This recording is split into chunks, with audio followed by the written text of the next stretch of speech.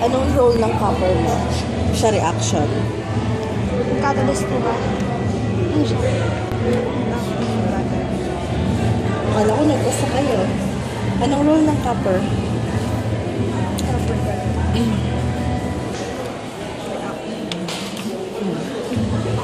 Okay. Kasi itong pag may double band ka, yan ay good electrophile. So, ito yung nucleophile mo, no? So, tingnan nyo ha, copper 2 plus, naging copper plus. So, ano yan? Na-oxidize or na-reduce yan? 2 plus hanggang plus. Oxidize. Ano ibig sabihin ng oxidation natin? Loss of electron. Nag-lose siya from 2 plus, naging plus. Nag-gain. Sigurado kayo? Nag-gain yan. From 2 plus na naging 1 plus. Nag-gain ng electron. So, ano siya? Na-oxidize, na-reduce. Na-reduce siya. Okay. Ito, nag-lose ng electron. Kaya naging single bond na lang siya. Itong si copper mo, nag-gain ng electron. So, ito ang nag-lose. So, ibig sabihin, ano nangyari dito? Na-oxidize, na-reduce. Na-oxidize. Itong copper mo, na-reduced. Okay? So, yun yung movement na yan, ng arrow na yan. Kaya, from a double bond, naging single bond ka. Nagbigay siya ng electron dito. Naintindihan? So kung nag-single bond na siya, nagkaroon siya ngayon ng lone pair, diba? Meron siyang electron dito ngayon. So, yan yun. Okay? So, yun yung nakikita nyo dito. Okay? Tapos, nasa na tayo dito na, no? So, yun ang ibig sabihin na, nag-lose ng electron ito. Okay? Napunta ngayon kay copper. Ano to? ACO. Nahanap ko rin to eh. Alcohol ba to? No, hindi siya alcohol. Okay. Naging alcohol siya. Okay, kasi ano siya? Acetate? Acetate ion. Si acetate ion. Okay, so acetate ion negatively charged. So, siya ay, pag negatively charged, ano yan? Nucleophile or electrophile? Negative. Nucleophile siya, diba? Pag negatively charged. Natandaan niyo po ba yung nucleophile nyo tsaka electrophile? Okay? So, nucleophile to. So, ang gagawin yan, i-attack niya tong hydrogen bond. Carbon to hydrogen bond. So, makikleave ang carbon to hydrogen bond. Pag na-cleave yan, mag-a-attach si hydrogen doon. Kaya ito na siya. Now, what happens to your, since na-cleave ang carbon to hydrogen, anong mangyayari kay carbon mo?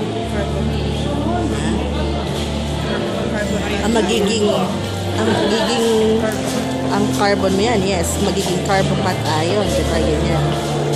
Right? So, kung may positively charged yan, di ba? Carbocation ion yan, anong gagawin niya? Remember, ang carbon niya, tetravalent. Pero dito, trivalent lang siya. So, anong gagawin niya? Magdo-double bond siya. Kaya meron ka ng double bond. So, it forms a carbon-to-carbon double bond. Kasi nga, na-cleave yung carbon to hydrogen bond. So, yung carbon mo dito, tetravalent pa rin. May double bond ka, tapos meron kang it's a single bond. Naintindihan niya. So, andyan na tayo, no? Okay. Anong mangyayari dito ngayon? Tignan niyo yung movement ng electron niya, no? Dito tayo, diba? Tignan niyo yung movement ng electron. Anong nangyari kay carbon niya? Carbon to carbon double bond. Naging single bond. Bakit siya naging single bond? Kasi siya ay donate na naman ng electron. Nag-lose siya ng electron. So, ano nangyari? Kay copper. Okay? So, nag-lose ng electron kay copper. Kaya nag-single bond na naman siya. Okay? Ano po yung kasi tayo dito niya, tapos nawala po siya dito.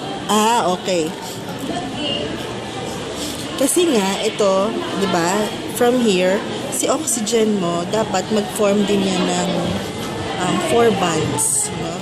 So, masasatisfy mo lang yon pag magdo-double bond si oxygen kay carbon.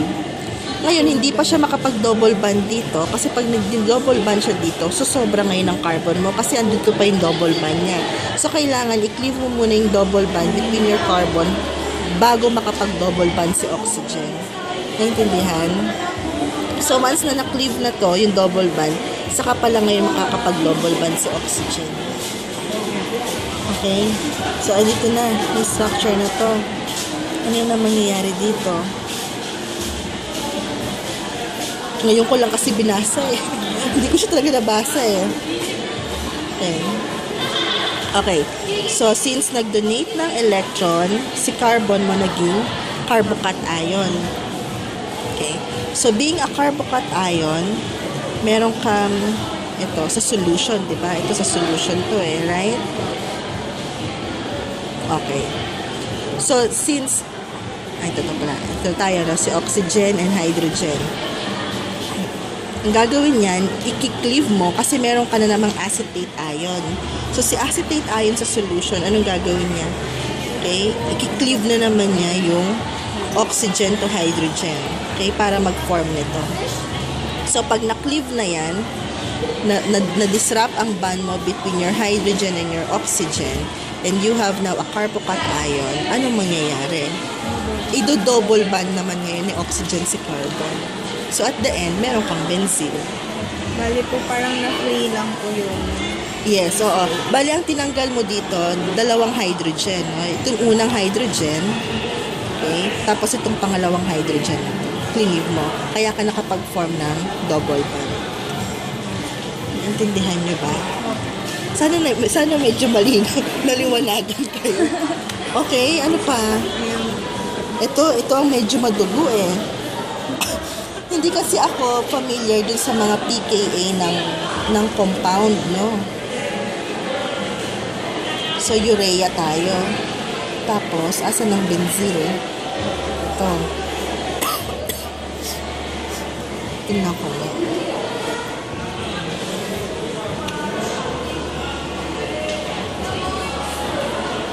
So, urea to benzene.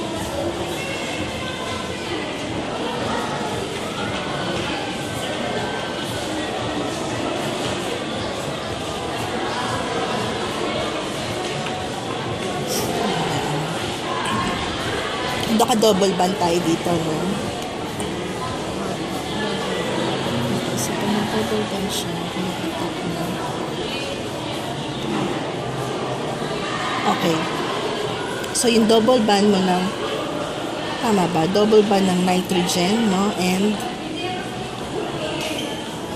double bond to, no? Tama? Kasi baka mamaya magkamali ako, eh. Double bond. Okay. Kasi ang kailangan mo, i-attach mo si urea kay benzene. Okay. So, i-attack niya yung carbon na naka-double bond. So, pag-attack niya, magiging single bond na lang. Okay? So, naging single bond na siya. So, nag-attach niya yun ang attachment mo sa nitrogen. Okay? So, same. NH, NH. Tapos, meron kang carbon dito. Ito yung carbon na yan. Okay. So, si carbon at si nitrogen, sila yung naka-double bond. Carbon to, right? Carbon to nitrogen, naka-double bond. Carbon to oxygen, naka-double bond. Pag-attack ng nitrogen, magiging single bond na yung carbon to oxygen, carbon to nitrogen, single bond. Pero, malilipat ang bond mo na double kay oxygen. Diba, originally, nitrogen to carbon ng double bond mo. Eh, since nag-attack siya, magkakaroon ng rearrangement ng electrons. So, ngayon, para masatisfy pa rin yung rule na 4 tetravalent ang carbon, since ang oxygen mo may mga free electrons dito, yung isang pair magfo-form ng double bond. So, satisfied pa rin yung tetravalent ng carbon mo. Kuha niya. Okay. So, since si oxygen ngayon, originally, di ba ganyan yan? Eh, since na-cleave yung isang single bond, anong mangyayari? Oo. Tapos, magiging, ayun yung meron nadagdagan siyang isang pair ng electron kasi dapat ganyan lang siya eh. 2 pairs. So, ngayon, naging 3 pairs of electrons siya. Tapos, negatively charged siya. And then, ang mangyayari niyan, so, ito pa ganyan. Ngayon, ganyan siya, ganung view, no?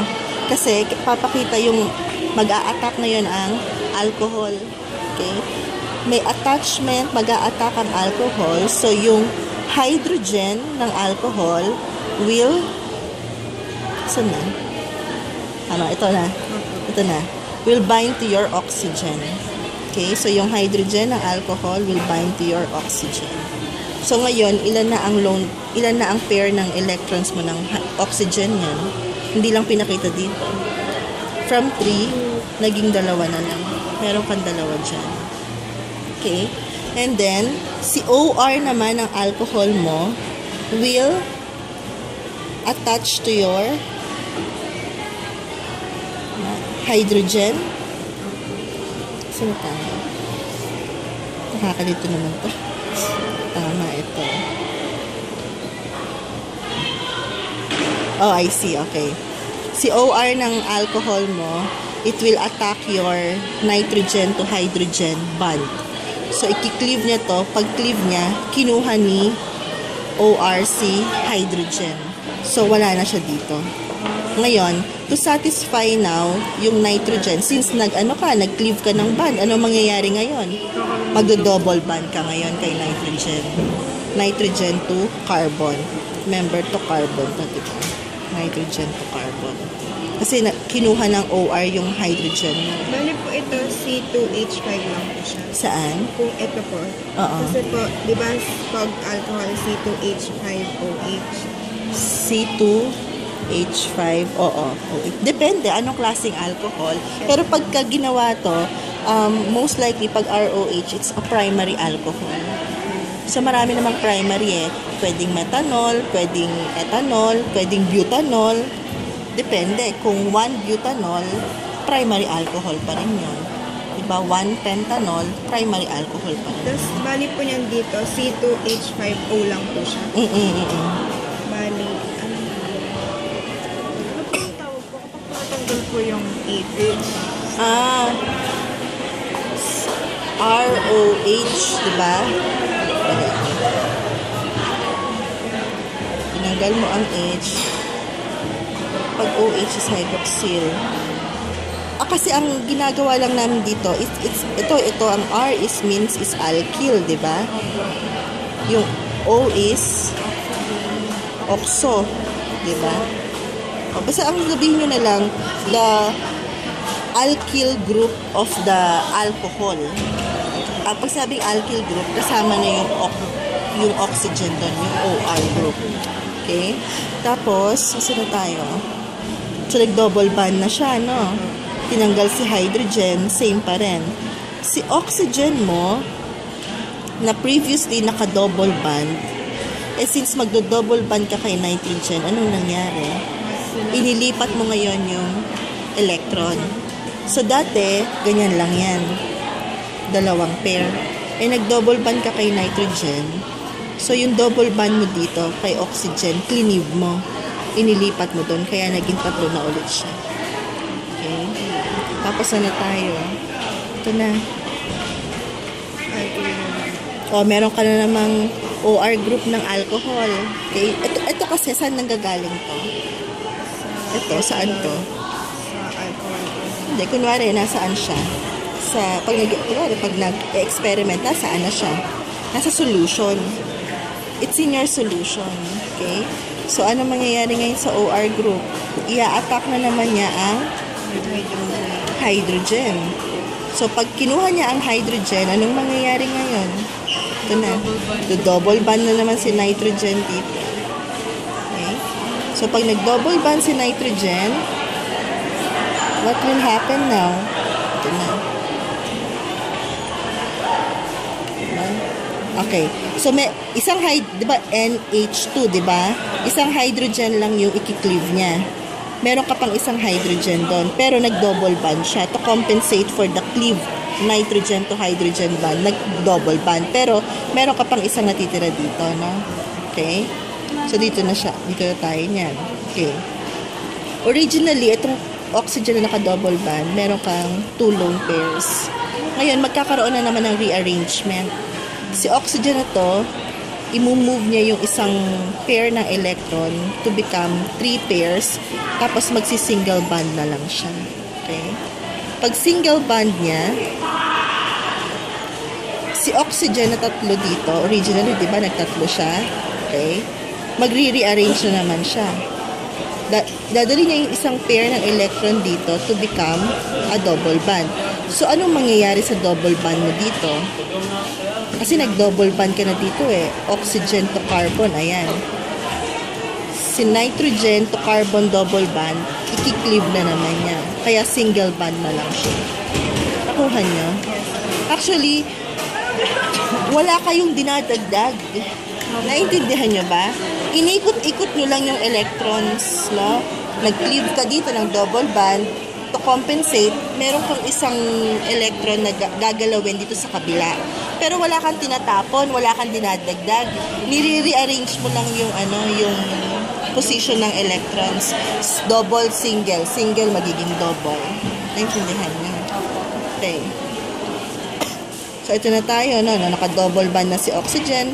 Ito, wala naman tayong ginalaw dito, no? Ito, yung double bond, ginawa mong single bond. Si nitrogen na double bond, ginawa mong single bond kasi nag-double bond ka kay oxygen. Tapos, kung kukumputin mo, tetravalent pa rin ang carbon mo.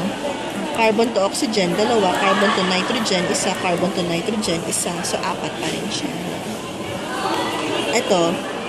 Ito na yung tinatawag na rearrangement. Pag sinabing rearrangement, yung resonance, tandaan niyo pa ba yung resonance? Hindi na matandaan yung resonance. Okay. So, ito, there would be an attack of your, an attack of your alcohol. Meron kang alcohol ngayon from your solution. So, si hydrogen, tingnan nyo na lang yung tingnan nyo yung bond. Ito na tayo. Si nitrogen. Okay.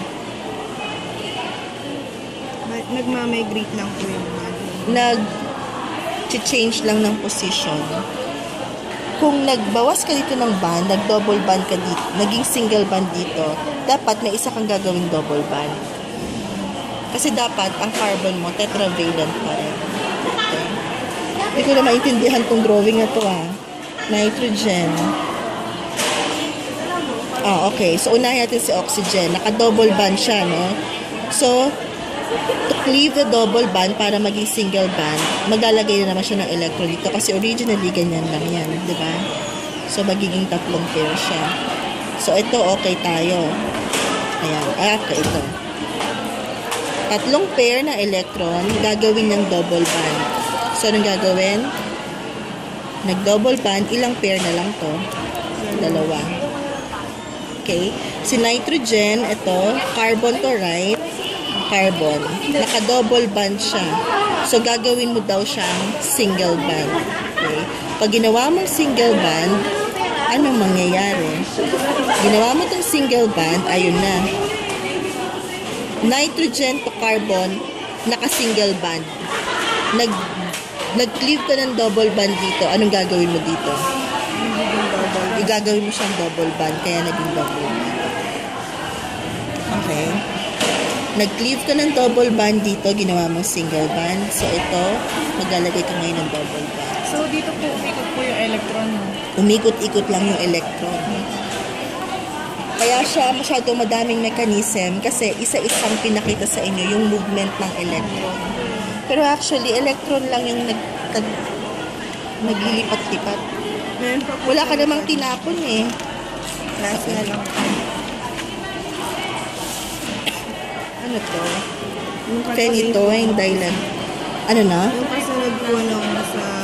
May kasunod pa ba yun? Yun po yung last na reaction. Okay, so... Sige. Okay, ang last natin, ayan, naka-double bond ng oxygen. Ito, okay tayo. So, okay, kasi nga may alcohol ka, no? So, nag-attach yung hydrogen part ng alcohol dito kay nitrogen. Okay? So, yung double bond mo ngayon, Diba ito originally? Double bond nitrogen to carbon. Eh, meron kang ikakabit na hydrogen. Anong gagawin mo sa double bond mo? Cleave mo. Magiging single bond ulit. So, nakakabit na si hydrogen. Si oxygen mo ngayon, nag-cleave ka ng double bond dito. Anong gagawin mo? Mag-double bond ka kay carbon sa oxygen. Kaya may double bond ka naman. So, how many electron pairs ngayon dito? Mayroon kang dalawa na lang. Originally, 3 yan. Okay, tapos, anong gusto ipakita dito? Hindi po, ito po yung kasunod niya. Bali yung kung sinabi niya, ito po siya. Yun po yung end. Ito na yung end product. Ito ba yung sinabi ko? Ito pala yan. Tapos mag-ganon. Okay, sige. O, tama. Nag-attach si hydrogen. Nag-cleave ka ng double bond. Magdo-double bond ka ngayon dito. Kasi yung movement ng electron from oxygen, dito na siya, no? So, nag-double bond ka. So, meron ka na lang 2 pairs. Okay. Nitrogen to hydrogen. Okay. Mag-a-attack ngayon. May attack pa ba tayo? Wala na. Kasi dito, nitrogen to hydrogen pa rin eh. Ito lang yun, di ba? Ayan na yan, end nyo. Paano kung pag sinabing work up? Baka yung condition ng solution. Ibig sabihin siguro, pagka H3 plus work up, acidic ang condition mo. Kasi di ba pagka hydronium ion is equivalent to hydroxide ion, that would be a neutral solution. If hydronium ion is more than your hydroxide, that would be acidic. If hydronium is less than your hydroxide, that would be basic. So, pag sinabing H3 hydronium ion work up, ginagawa mong acidic ang environment, ang condition mo. Nakuha nyo? Yes po. Nakuha mo, Janela? Apa. Sige. Ayan, sana makatulong naman sa inyo. Ma'am, thank you po. Sorry.